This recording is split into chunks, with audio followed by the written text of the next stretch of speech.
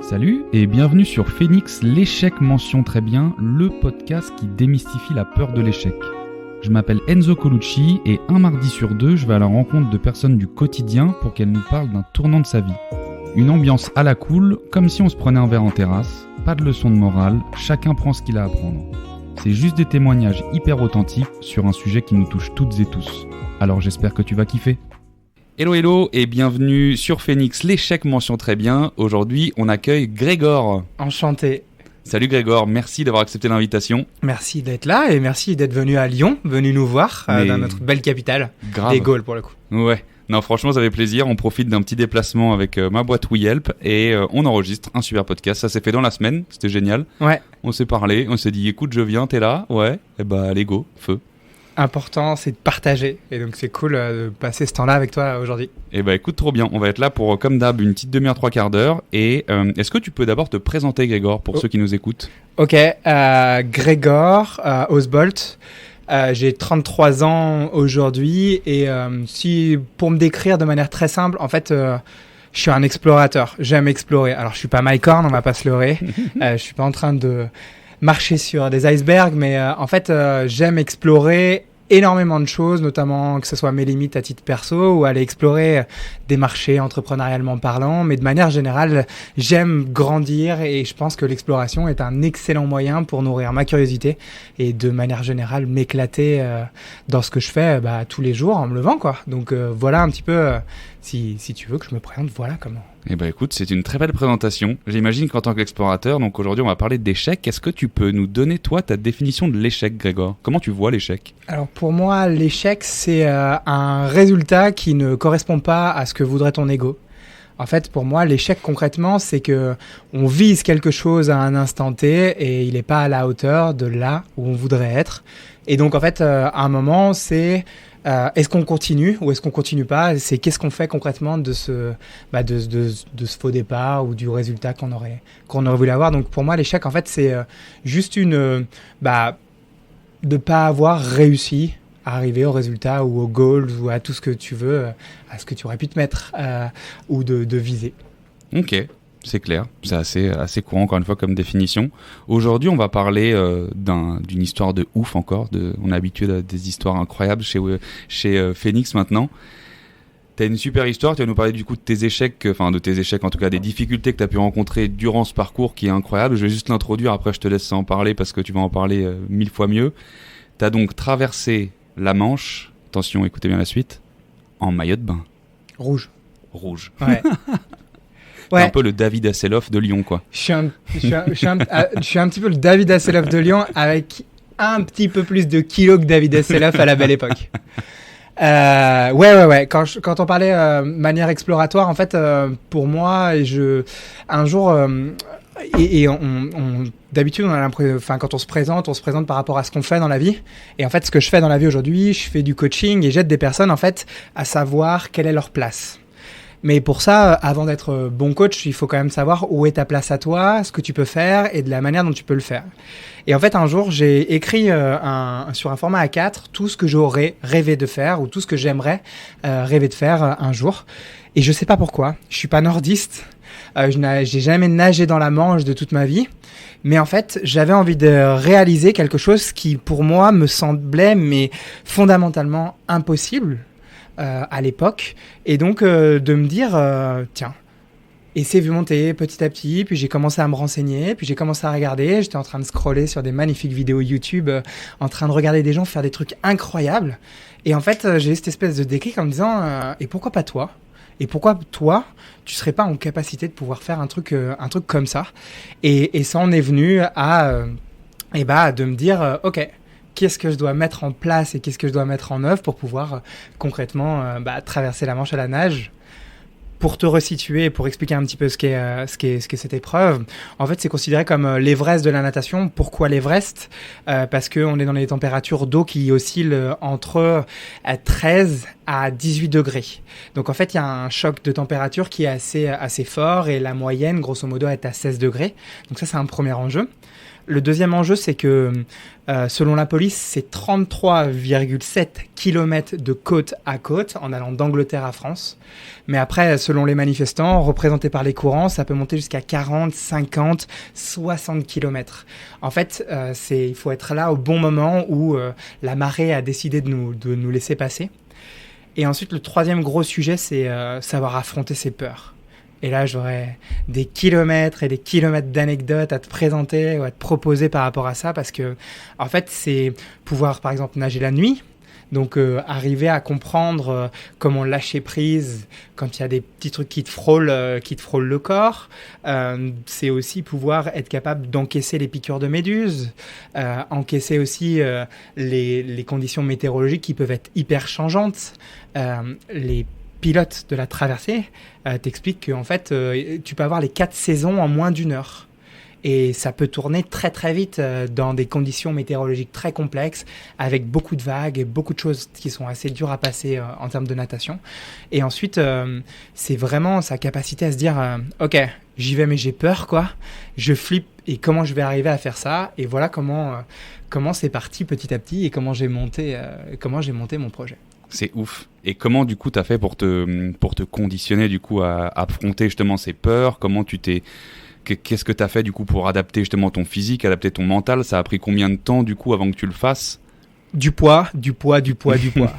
T'as pris grave du poids, t'as mangé au McDo tous les jours? Alors, pas du tout du McDonald's, parce que le problème, c'est que si tu manges du McDonald's, en termes nutritionnels, c'est pas la folie. En fait, j'ai décomposé ça. Je me suis déjà posé la première question. Ok, Grégor, tu te sens pas légitime, tu te sens même nul, même médiocre pour arriver à faire un truc de cette envergure-là. Comment c'est possible que toi, nageur amateur, tu puisses rentrer dans les 30 Français à avoir réalisé la traversée de la Manche? Il y a un truc qui est un peu lunaire et extraordinaire. Donc ça, c'est un premier point. En fait, tu décomposes et tu te poses des questions. Et tu te poses des questions bêtes pour savoir ce qu'il faut faire. La première question que tu te poses, c'est pour pouvoir enquiller autant de kilomètres de natation, qu'est-ce que tu dois concrètement faire à ton corps pour qu'il puisse être en capacité, physiologiquement parlant, pour pouvoir arriver à faire autant de kilomètres dans l'eau. Ça, c'est un premier point. Ça m'a pris 1300 kilomètres d'entraînement grosso modo en 1 année. Donc, pour situer, c'est 3,5 km. Je nage 3,5 km par heure. Donc, autant te dire que je me suis bien fait chier dans des piscines à compter des carreaux. T'as intérêt d'être au clair avec toi-même parce que tu peux pas t'échapper, parce que tu peux pas mettre de la musique, parce que t'es en face et t'es dans de l'eau chlorée quand c'était des entraînements en eau chlorée. Et d'ailleurs, mon coach, ça le faisait marrer, il me faisait faire des rectangles dans la piscine dans laquelle on était. On avait la chance d'avoir une piscine olympique. Et très tôt le matin, je faisais des entraînements tous les lundis matins. J'avais une session de 3 heures et il s'amusait à me faire des rectangles pour casser le rythme et pour m'apprendre, en fait, à être patient et à apprendre qu'il va falloir dérouler tranquillement. Et pour ça, en termes de natation, on parlait d'échec. En fait, il faut éviter d'être perfectionniste. Parce que le problème de ça, c'est que je suis un nageur amateur. Donc, ce qui fait que j'ai pas un geste parfait. Je nageais pas comme un fer à repasser, mais j'avais pas le plus beau geste de la planète. Et ce qui fait qu'à des moments, il faut savoir prendre la bonne décision au bon moment, de se dire « Ok, on n'en a rien à cirer que tu nages le mieux possible et que tu as la plus belle technique. » On s'en fout totalement. On veut que tu tiennes sur la longueur. Ce qui est important, c'est qu'on prenne tes forces, on prenne tes faiblesses et on soit en capacité de pouvoir travailler là-dessus. Et en fait, on a monté tout un programme de natation, de nage, et de musculation pour pouvoir vraiment faire monter en puissance cette partie-là. Et sur ces 1300 km, je me suis éclaté à nager en piscine, comme j'ai pu te le dire, à faire des entraînements pour les connaisseurs du fartlek, des trucs qui te font monter vraiment en tension pour apprendre à ton cœur à aller de plus en plus longtemps dans ces phases-là. Et le deuxième sujet, c'est apprendre à ton cerveau qui va découvrir plein de trucs pendant la traversée. Un gros délire, je suis allé nager en mer déchaînée, dans des conditions de tempête. Je me suis jamais autant amusé. Je m'amusais à monter sur les creux de vagues et à sauter, à m'éclater là-dessus. En fait, je flippais, mais je voulais comprendre en fait comment je pouvais arriver à dompter cette peur, dompter tout ce qui pouvait venir petit à petit. Et c'était quoi du coup ce mindset, encore une fois, tu arrives à avoir, parce que là quand on t'entend parler, on se dit mais le mec c'est une machine en fait, genre déjà t'étais hyper conditionné, mais t'as eu des moments de doute, c'est obligé genre. Mais comme... Soit quand t'étais sur le creux de la vague, ou ça quand t'étais en train de te taper tes carreaux, qu'on était dimanche soir et que tu dis oh, putain demain je vais encore me taper les rectangles de la piscine. Il y a eu des moments, j'imagine, un peu peut-être de doute, même Carrément. si t'avais cet objectif en face incroyable et que t'avais envie de réussir. Ah mais en fait c'est... tu fais quoi pour dompter ces doutes quand ça se passe? Il faut être au clair. En fait, pour pouvoir dompter ce genre de choses, il faut être au clair avec faut être au clair avec pourquoi tu fais les choses. En fait, si t'es pas au clair de pourquoi tu fais les choses, à partir du moment donné où t'as passé, tu sais, la magnifique partie où les ping glacis, tout va bien, ça décolle, le projet est en train de décoller, il y a plein de gens qui rentrent à l'intérieur, j'ai levé mes 10 000 €, tout s'est développé. En fait, quand t'es dans ton lit, avec ta femme, il est 5h30 du matin, ton réveil est en train de sonner et qu'on est en plein mois de février et que tu sais que tu vas aller te geler le cul dans un lac à 9 degrés et que tu vas t'en prendre pour 1h30 d'entraînement, tu sais que là, tu as intérêt d'être au clair avec pourquoi tu fais les choses. Et donc moi, le premier gros apprentissage dans ces gros moments de doute, en fait, je me connectais à pourquoi. Et je me connectais surtout à une image une photo que ma sœur a prise à l'arrivée où je lève les mains sur la plage. Et je me connectais à ça. Et en fait, j'ai éduqué mon cerveau en étudiant beaucoup la neuroscience et ce qui se passait. J'ai étudié mon cerveau pour lui expliquer par A plus B que certes, il n'aurait pas de plaisir à court terme, même si j'en ai trouvé, mais que le plaisir qu'il va trouver après cette grosse année de préparation sera encore 100 fois plus puissante que tous les petits kiffs, enfin tous les petits plaisirs qui vont te dire « Ah non, je préfère rester au chaud dans mon lit. Ah non, je préfère ne pas du tout me manger mes 3 heures d'entraînement et aller boire un coup avec mes potes le soir. » Et en fait, j'ai éduqué mon cerveau à se dire « Ok, ton objectif est beaucoup plus important, même s'il est à moyen long terme, afin d'éviter de te retrouver toujours dans cette situation à dire « Mais non, moi, je préfère faire ci, je préfère faire ça », qui est beaucoup plus simple et qui est la voie de facilité là-dessus. Ok, donc tu voyais vraiment loin et donc du coup, tu cassais un peu cette idée dans l'œuf, en fait, cette idée de doute, tu l'as brisée avant même qu'elle se construise et que tu alimentes ce doute, en fait. Et le deuxième gros point, parce que j'ai parlé de froid, en fait, l'autre sujet est vraiment la gestion du froid. C'est de l'eau à 16 degrés, donc c'est pas anodin. Il y a déjà malheureusement eu des morts parce que ça demande une préparation physique particulière. Donc... Tu changes de couleur, oui. Ah ouais, tu changes de couleur, t'as ta mâchoire qui se serre, t'as le droit de mettre de la graisse sur ton corps pour éviter la déperdition de chaleur. Okay. Ça ne te protège pas du froid, ça ne t'isole pas du froid, ça t'évite la déperdition de chaleur. Et donc tu en mets partout, sauf sur les mains, les pieds et derrière les épaules, parce qu'il faut bien que ça sorte à un moment donné. Et si tu veux pas ressembler à Elephant Man à la fin et que tu fais de la rétention d'eau, ça peut devenir aussi compliqué derrière. Donc tu as tout un travail de fond sur le froid. Et donc là, sur le froid, écoute, je sortais l'hiver en chemise. En fait, j'ai habitué mon corps à se dire que le froid n'est qu'une variable et qu'une donnée d'entrée. Et en fait, je suis allé étudier plein de personnes qui faisaient de la gestion du froid, notamment Wim Hof, qui est un mec qui est capable de tenir plus que quelques minutes dans des eaux gelées entre 0,1 et 5 degrés.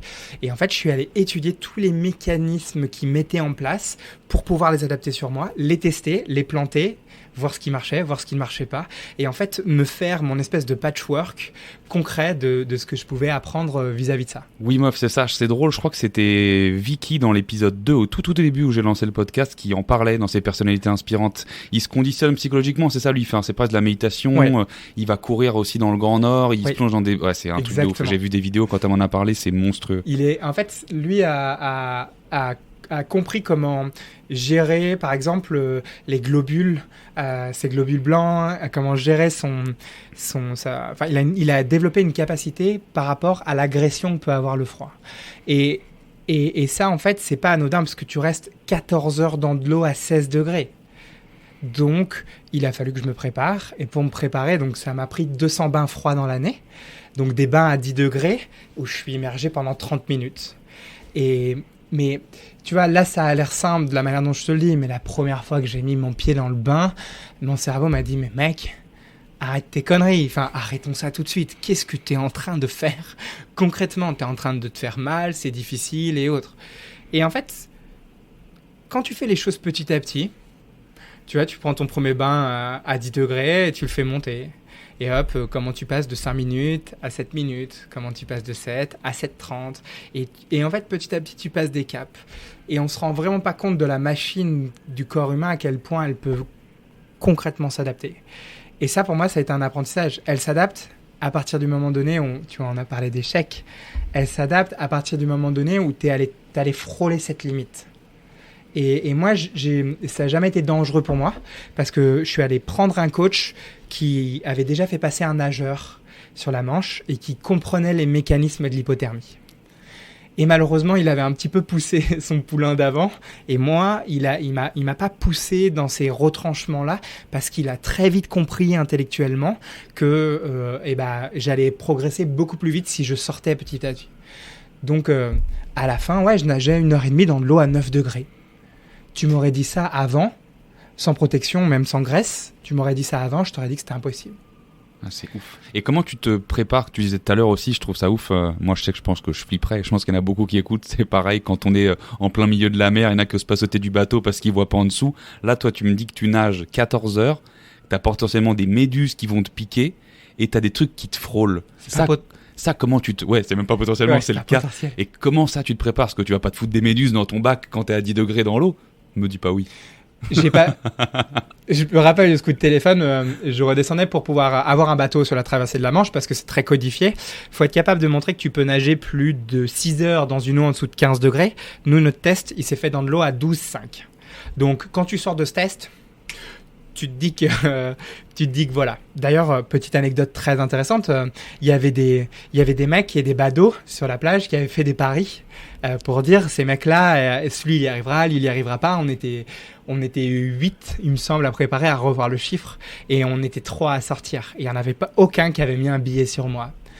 Et c'est ça que j'adore. C'était même pas pour prouver que j'étais meilleur, j'en avais rien à cirer. Mais moi, j'étais tellement concentré dans ce que j'avais préparé, dans ce que j'avais fait, et j'étais tellement dans un kiff incroyable que en fait, pour moi, il y avait un truc qui était un peu naturel pour ça. Mais pour arriver à ce degré-là, en fait, il faut que tu vives plein d'expériences différentes. Tu parles des méduses et je reviens sur ce stage-là.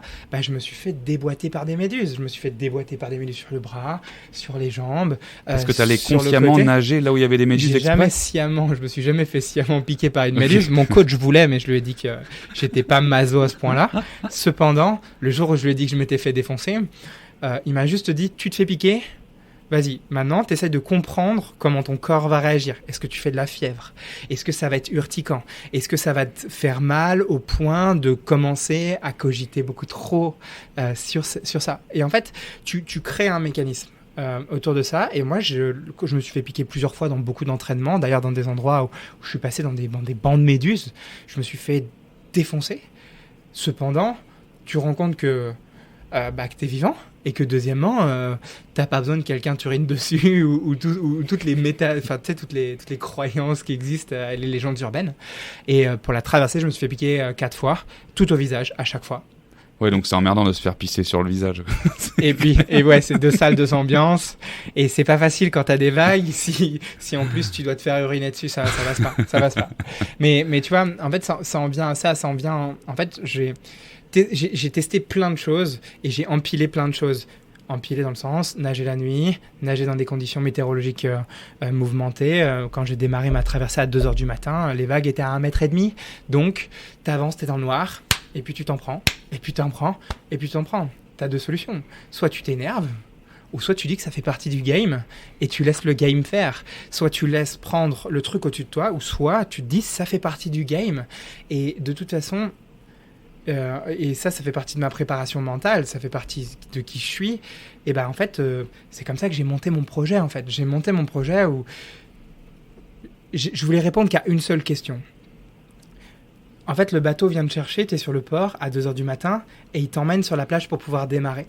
Et en fait, à ce moment donné-là, tu sautes dans l'eau, tu vas sur la plage en Angleterre, tu lèves les bras et tu démarres, tu arrives au bateau, et là, tu démarres ta traversée. Je voulais répondre à une seule question. Est-ce que tu as fait tout ce qui était en ton pouvoir, aujourd'hui, maintenant, pour réaliser cette traversée? C'était la seule... C'était binaire, c'était oui, c'était non. Quand c'était oui. Mais ce que je veux dire, c'est que pour moi, ma seule obsession était celle-ci. Et en fait, la traversée en tant que telle, qu'est-ce que 42 bornes par rapport à 1300 km d'entraînement dans l'année, honnêtement? En fait, j'ai tout fait pour désémotionner le truc. Et j'ai tout fait pour sortir du fait de me dire qu'on va être très peu de France à l'avoir réalisé, que c'est un truc ultra difficile, que c'est tout ça. Non. En fait, j'avais mis le taf que j'avais envie et ça en vient à ça. C'est-à-dire que j'ai vécu que des micro-échecs constamment. Parce que, et j'en discutais avec un de mes clients ce matin, c'est ce que je lui ai dit, et il m'a posé cette question, il fait, est-ce que tu aurais fait la traversée de la Manche si tu avais su le volume d'entraînement et le volume de ce que tu devais faire pour le faire? Je suis pas sûr. Si on t'avait dit au début, genre là, pendant un an, tu vas te taper 1300 km, tu te serais dit, ouais, non. 1300 km, tout ce que t'as dit, 200 bains froids, 2 sessions d'entraînement, musculation en plus, prendre 7 kilos de graisse. Ça, on s'en parlait l'autre fois, ça, du coup, ça fait partie des micro-échecs, comme tu disais, c'est de pas te sentir bien dans ton corps. Tu sais que c'est pour la finalité, t'en as besoin, mais tu te regardes dans le miroir, tu te dis, putain, je ressemble à rien, putain. Ça m'a donné un rapport complètement différent à mon corps. Et il y a un journaliste que j'adore à Lyon, que j'ai revu il y a peu de temps, et on en a discuté, ça l'a fait marrer, parce que quand tu tapes mon nom et mon prénom, c'est la première photo qui arrive sur Google. Et je lui disais, t'es vraiment un enfoiré, parce que... Et en fait, c'est très drôle, parce que cette photo, il était venu faire une pleine page complète sur la traversée de la Manche. Et elle était hyper bien écrite. Mais vraiment, c'était la première fois, pour l'avoir vécu entrepreneurialement parlant, tu dis plein de choses. C'est souvent un peu à côté de ce que tu aurais pensé et autres. Donc ça emmène à la perception de ce que peuvent avoir les gens. Et ça, il avait fait un article et je me suis arrêté sur une phrase, parmi les X milliers de caractères qu'il y avait, sur une phrase. La phrase était simple. Grégor, 1m90, 94 kilos, n'a pas la musculature attendue pour un mec qui nage plus de 12 heures par semaine.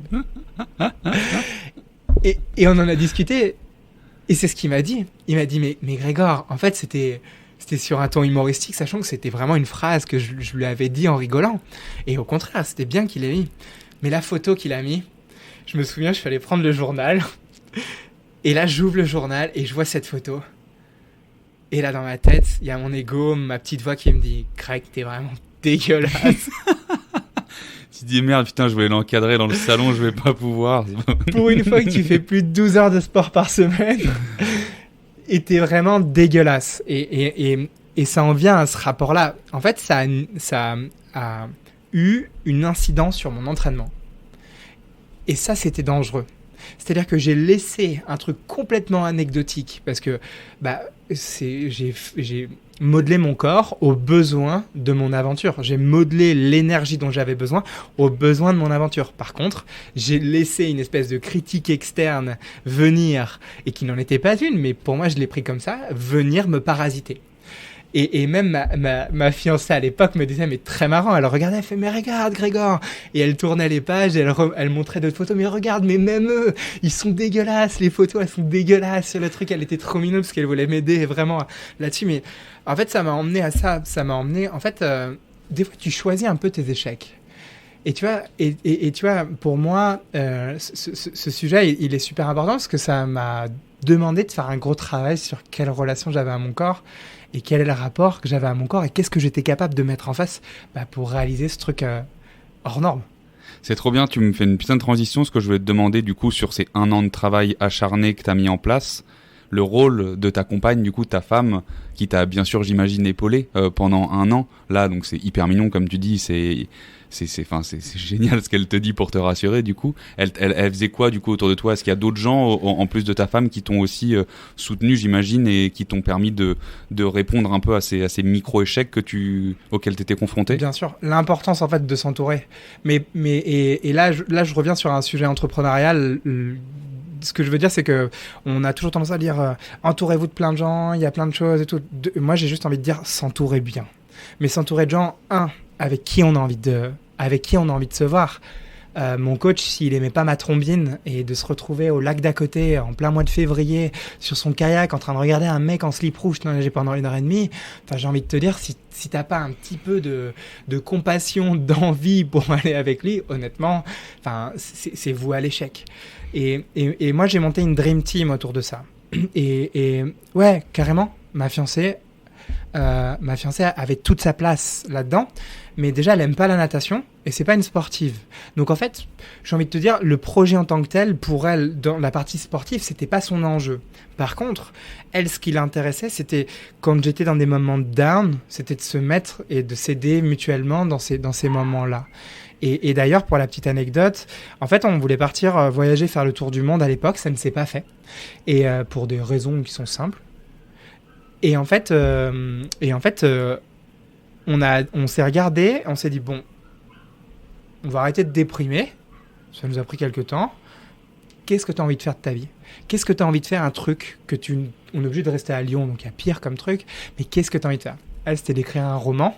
Elle n'en était pas à son premier, mais aujourd'hui, c'était de faire un roman publié. Et moi, c'était de traverser la Manche à la nage. Et bah, on s'est tous les deux mis à travailler sur nos trucs respectifs. Et ça, en fait, même si c'était pas au quotidien, tous les jours, en fait, honnêtement, tu vas parler à un mec qui va tourner les bras dans l'eau constamment. Au bout d'un moment, même si tu fais une introspection un peu forte, t'es plus dans du ressenti qui est au-delà du côté intellectuel de ce qu'elle était en train de développer.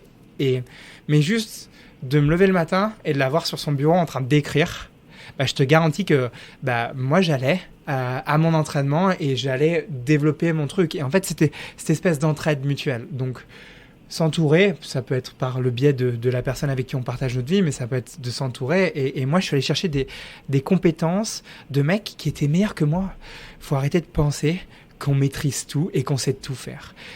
Et donc, je suis allé chercher des types qui savaient des choses mieux que moi. Je suis allé en chercher 2 de plus que Mathieu, mon coach dont je parlais tout à l'heure. J'ai cherché un mec spécialisé en nutrition et surtout en ultra-distance pour qu'il me donne son point de vue et aussi médecin pour qu'il check que je n'ai aucun problème. Ça, c'est un deuxième point. Donc, c'est un mec qui s'appelle Arthur Molik qui est un médecin ici. Je ne l'ai pas vu beaucoup, mais à chaque fois qu'on s'est vu, c'était pour des points vraiment très, très précis. Et ça a beau être mon métier de coach. Il faut pas se leurrer, on peut pas tout faire tout seul. Et j'ai eu un préparateur mental sur des parties vraiment hyper pointues et hyper précises où j'avais besoin d'un sparring partner pour pouvoir y aller. Sur quoi ? Tu peux nous dire sur quoi ? Carrément, pour travailler sur les peurs. Donc on parlait des peurs. Moi, j'ai jamais eu trop peur de nager dans le noir. J'ai jamais eu trop peur de me foutre en plein milieu d'un océan. En fait, au contraire, même, je trouve ça même incroyable. T'es rien. Enfin, t'es en plein milieu d'une mer où c'est juste incroyable de dire que t'es un lardon, t'es pas grand-chose, quoi. Et il y a ça. Et le deuxième point, c'est travailler, comme je l'ai dit au départ, quand je suis parti sur ce projet, j'avais l'impression d'être une merde. Mettons les mots, j'avais l'impression d'être une merde. J'avais l'impression d'être une merde parce que, en fait, je me sentais pas à la hauteur ou la légitimité de pouvoir le faire. Et je suis allé travailler ma légitimité, je suis allé travailler ma confiance en moi, je suis allé travailler tous ces différents mécanismes-là pour me dire qu'en fait, en fin de compte, il n'y a pas besoin d'être champion olympique, il n'y a pas besoin d'être ci pour pouvoir réaliser un truc comme ça. Par contre, c'est comment travailler cette consistance et c'est pas de se retrouver « ouais, génial, je me sens dans une confiance en moi incroyable » et du jour au lendemain de se retrouver dans une confiance la plus basse, la plus haute, la plus basse. De toute façon, c'est apprendre à comprendre cette oscillation-là. Et moi, c'est passer par la gestion de mes émotions. Et c'est de comprendre quel message m'envoyaient mes émotions parce que le problème, c'est que quand je rentre dans l'eau, ça catalyse mes émotions. Donc, si tu rentres énervé, en colère, dans l'eau, moi, je suis énervé et en colère dans l'eau. Donc, je te garantis que quand tu es énervé et en colère, ça aide pas à glisser, ça aide pas à être serein, ça aide pas à te sentir vraiment sereinement dans la vie, quoi. Et c'était d'aller comprendre tous ces différents mécanismes. Et une petite anecdote que j'ai encore jamais racontée et que je trouve intéressante, c'est que je suis allé faire un entraînement dans la Manche juste avant le passage. Ce qu'il faut savoir, c'est qu'on a des fenêtres. Et c'est une fenêtre qui, pour moi, était entre le 9 et le 14 août de l'année dernière, en 2019. Le pilote t'appelle 24 heures avant pour te dire « on part à telle heure, à telle date, tu dois être au port à telle heure, à telle date ». Sur ma fenêtre, il y a 4 nageurs. On nage pas en même temps, mais tu as le 1, le 2, le 3, le 4. Slot 1, slot 2, slot 3, slot 4. Moi, j'étais slot 4. Ça veut dire que je passais en dernier. Et à cette époque, je suis arrivé et il y a eu des typhons. Et donc, la fenêtre s'est décalée petit à petit, la fenêtre s'est décalée petit à petit, et en fait, je suis sorti de cette fenêtre. Le pilote m'a appelé et m'a dit « Grégor, je pense pas que tu vas pouvoir passer cette année. » Là, tu viens de te manger un an d'entraînement. Premièrement, tu trouves que la vie, c'est pas si sympa que ça. Et deuxièmement, il t'explique par A plus B qu'il vient de voir le lendemain. Donc, j'étais avec mon équipe sur le bord et tout ça. Et en fait, je me rappelle d'un truc. Je fais un entraînement. Je n'ai jamais eu aussi froid de toute ma vie. Et je fais un entraînement dans la Manche et je n'ai jamais eu aussi froid de toute ma vie. Et là, tout est en train de s'éclater. T'es pas sûr de pouvoir passer. Le lendemain, tu fais un entraînement, t'as super froid et tu te sens pas à l'aise et tu te dis peut-être que tu le feras jamais, peut-être que ça passera pas. Et c'est là où l'apprentissage de gérer ses émotions en disant ok, t'es en colère ou t'es triste, ok, t'es triste, donc qu'est-ce que tu peux mettre en place pour éviter de te sentir triste, éviter de te sentir en te disant que t'es le plus gros loser de la planète. Et pour finir cette petite anecdote de froid, en fait avec mon coach mental, on avait instigé un truc, je lui ai dit un jour en rigolant, je suis en train de peaufiner ma préparation. Et il me fait, tu sais, un truc à la Matrix, peaufiner, peau, fine. Mais attends Grégor, il faut que tu mettes une combinaison. Et je te jure, il me sort un truc comme ça. Je lui dis, mais de quoi t'es en train de me parler? Et maintenant, il me dit, tu sais, à chaque fois que tu vas te mettre dans de l'eau froide, tu vas faire semblant d'enfiler une combinaison. À chaque fois que tu vas te mettre dans ces conditions de froid, tu vas toujours faire semblant de mettre une combinaison. Et pour la traversée de la Manche, j'en ai mis 7. J'en ai mis 7. Et en fait, j'ai mis mon mental... vraiment, et je mettais ma combinaison en me disant comme si j'avais mis ma combinaison. Et en fait, ça a complètement changé mon rapport à la partie du froid, alors que j'étais complètement prêt, mais ça a complètement changé mon rapport à cette partie du froid. Et tu vois, on parlait d'échecs de manière générale, mais ça, c'est super intéressant parce que si tu te dis et que je repars d'Angleterre, et que tu te retrouves dans cette situation-là, et que tu dois revenir, sachant que ça s'est fini le 14, donc nous on est partis, et je suis revenu un dimanche plus tard, et tu es dans cette mindset-là en me disant, mais la dernière fois j'ai eu froid, la dernière fois t'étais triste, la dernière fois il y a eu ci. Non, c'était ce moment, il est passé comme il est passé, trouve des solutions, même si elles te paraissent complètement folles, trouve des solutions pour pouvoir traiter ton sujet et traiter ton problème. Et tu vois, c'est de passer tout de suite dans ce mécanisme-là.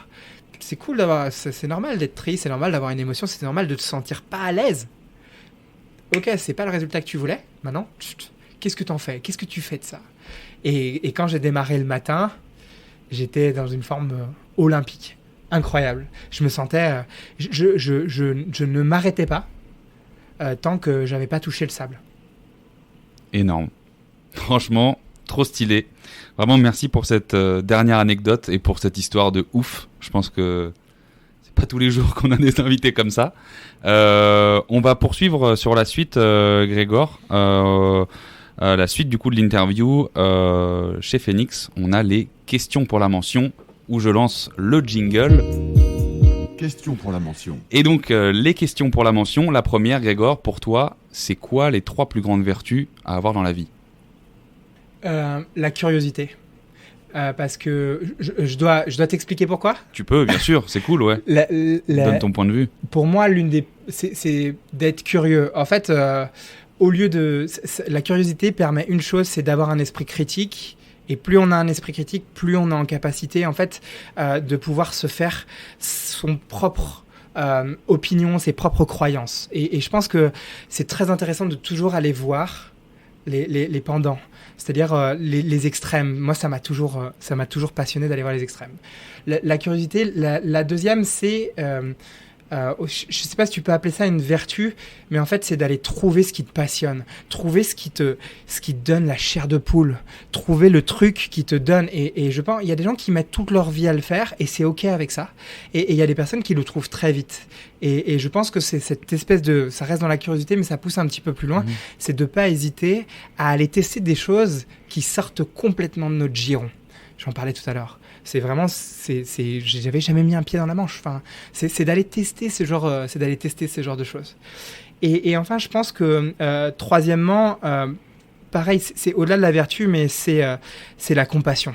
En fait, c'est d'essayer toujours, même aller plus loin que l'empathie, mais c'est d'essayer de comprendre et de se mettre à la place de quelqu'un d'autre. Peu importe ce qu'il t'a fait faire, subir, offrir ou tout ce que tu veux, mais il y a quelque chose à développer là-dessus. Je trouve que c'est un muscle hyper intéressant à développer qui est la compassion.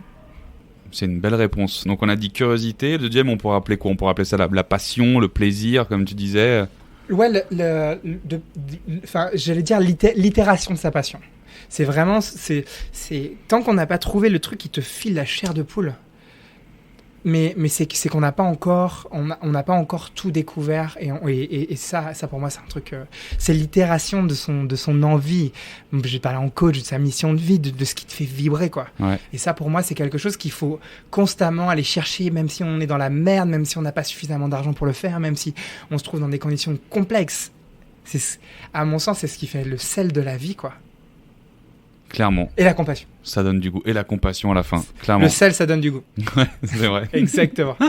Trop bien. Pas trop. Ouais, pas trop. Manger avec modération. Prochaine question. Est-ce que tu aurais ça c'est libre après, est-ce qu'il y a un livre qui t'a plu, que tu aimerais conseiller, ou un film, ou une série, ou un podcast, ou ce qui te fait plaisir, ou tous, si ça te fait plaisir d'en citer un de chaque. On parlait de curiosité, donc forcément, j'aime énormément lire. Moi, je voudrais conseiller des classiques, et c'est pas un livre, mais c'est plutôt une saga. Je voudrais conseiller Les Rougon-Macquart d'Émile Zola. Parce que, en fait, c'est très intéressant, notamment, il y a un épisode qui s'appelle L'argent, et je pense que il y aurait beaucoup de gens sur la partie dans les développements start-up ou dans les écosystèmes qui sont en train de se développer. En fait, on se rend compte qu'on n'a rien inventé. On a accéléré la vitesse sur plein de mécanismes et plein de sujets, mais on n'a rien inventé. Et je trouve ça hyper intéressant d'aller voir et d'aller comprendre toute une famille, plus ou moins éclatée. Bon, faut pas être dépressif pour lire Les Rougon-Macquart de Zola. Je préfère le dire à ceux qui sont trop dépressifs. Lisez plutôt Laurent Gounel, ça sera beaucoup plus simple. Très sympa, Gounel. Mais carrément, mais voilà, ça mettra un petit peu plus de joie de vivre. Mais en fait, je trouve qu'on aurait beaucoup à comprendre des classiques. Et j'ai presque fini. Il y a 20 tomes, j'en suis au 18e. Donc voilà, et pour moi c'était un kiff de vouloir lire ces classiques-là, et puis le style de Zola et la capacité à te décrire l'environnement dans lequel il est, pour moi ça me touche énormément, et en tant que coach ça m'aide beaucoup parce que ça permet de comprendre comment on voyait les émotions, les sentiments, les manières de réagir, et aussi d'autres environnements, et des environnements qui étaient peut-être plus bruts que ce que l'on peut vivre aujourd'hui, et je trouve ça hyper intéressant. Bah, j'avoue que comparé à ce que j'ai pu vivre dans mon système éducatif français, tu me donnes bien plus envie de relire ce classique-là que j'en ai eu jusque-là. Bah, mais clairement, ouais. Zola, on doit lire Nana, on doit lire... Il y en a peut-être eu un ou deux, mais c'est vrai qu'on donne pas envie. Moi, j'ai mis du temps. Hein. Ou peut-être Germinal, ouais. Mais moi, j'ai mis du temps. Ouais, Germinal, il est... Enfin, c'est pas funky. Clairement pas, c'est pas fun. Ouais. Mais... En fait, il y a une adaptation d'ailleurs de film, il y avait Depardieu, Renaud dedans, ouais.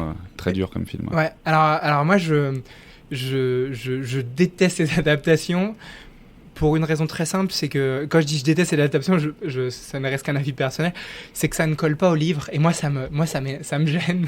Et je trouve que c'est prendre des libertés par rapport à des œuvres aussi classiques que ça. Et pour ceux qui me disent qu'il n'a pas d'argent, c'est dans le domaine public. Donc bon, pour les amateurs de Kindle ou pour les amateurs de bibliothèques, il y a encore des bibliothèques ouvertes. Voilà, c'est dans le domaine public, donc on peut les trouver assez facilement. Trop bien. Dernière question, Grégoire, c'est quoi ton prochain objectif que tu t'es fixé ? Mon prochain objectif que je me suis fixé, c'est de remplir... De traverser l'Atlantique cette fois-ci, non je déconne. Ouais, non, de faire la double, triple, quadruple traversée, qui a été faite d'ailleurs par une Américaine l'année dernière. Tu m'as dit ça l'autre fois, c'est fou ça. Différence entre mission de vie et kiffer ce qu'on fait, et différence entre réaliser un rêve qui fait partie d'une partie de ta vie. Moi, mon kiff, vraiment, c'est d'aider des gens à trouver leur place. J'ai mis beaucoup de temps j'ai entrepris, j'ai monté plusieurs entreprises, j'ai testé plein de sujets, j'ai levé de l'argent, j'ai développé des choses. Mais en fait, le seul kiff que j'aimais, c'était de voir grandir mon équipe, c'était de voir grandir des gens. Et en fait, j'ai envie de te dire, peu importe comment, et moi j'ai trouvé ma manière, j'ai trouvé ce qui me fait lever le matin, ce qui me donne envie de bosser 12, 14 heures par jour, c'est d'aider des gens à trouver leur place. Donc, mon objectif, si on doit le chiffrer comme un coach, ça serait, il y a une salle qui s'appelle la salle 3000 à Lyon, et qui a 3000 places, et je rêverais de pouvoir faire un séminaire de 3-4 jours dans cette salle 3000 et de faire venir 3000 personnes pour redesigner ce qu'ils veulent faire dans la vie, de découvrir et de commencer à aller chercher des choses qui les éclatent. Et moi, c'est ce qui m'amuse, et au-delà de m'amuser, c'est ce qui me donne envie de me lever le matin, et c'est ce qui m'anime complètement. Donc ça serait remplir cette salle 3000. Je me donne 5 ans. Donc rendez-vous dans 5 ans. Trop bien, on a pris rendez-vous direct. Trop bien, merci Grégoire. Dernière petite chose, parce qu'on déroge pas la règle, j'aime beaucoup cette petite tradition. Est-ce que tu peux nous résumer, là ça fait bientôt 40 minutes qu'on est ensemble, tu peux nous résumer tout ce qu'on s'est dit là en une phrase? Le voyage vaut autant que la destination, et sachez que la destination elle peut être extraordinaire. Magnifique.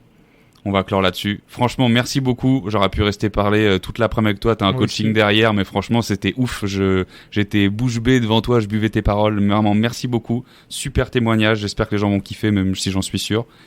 Et écoute, j'espère que toi aussi t'as kiffé, Grégoire. Merci beaucoup pour l'invitation, et n'hésitez pas à faire des retours, en fait d'être dans un feedback permanent. N'hésitez pas, qu'est-ce que vous avez appris, qu'est-ce que vous n'avez pas appris, enfin voilà, c'est hyper important, et merci pour l'invitation, c'était vraiment cool d'échanger avec toi, et surtout, putain, plantez-vous quoi, testez, plantons-nous, testons, et en fait, chialons un bon coup, et ensuite recommençons, retestons, parce que c'est ça le plus important, c'est pour découvrir vraiment ce qui nous fait kiffer. Merci pour l'invite. Meilleur mot de la fin. Merci beaucoup Grégoire, à très bientôt. Merci à toi d'avoir écouté jusqu'au bout, j'espère sincèrement que l'épisode t'a plu et qu'il a pu t'apporter quelque chose de positif. N'hésite surtout pas à parler du podcast autour de toi, parce que clairement le bouche-oreille c'est de loin notre plus grande force. Abonne-toi à la page Instagram Phoenix Podcast ou à la newsletter sur le site phoenixpodcast.fr pour être informé de la sortie des prochains épisodes. Tu peux également me contacter très facilement sur LinkedIn à Enzo Colucci. Et enfin, si tu l'as pas déjà fait, si tu peux juste prendre 1 minute pour me mettre 5 étoiles et un commentaire sur Apple Podcast, ça m'aide vraiment beaucoup. Je te dis à très vite pour encore plus de ratés et encore plus de kiff.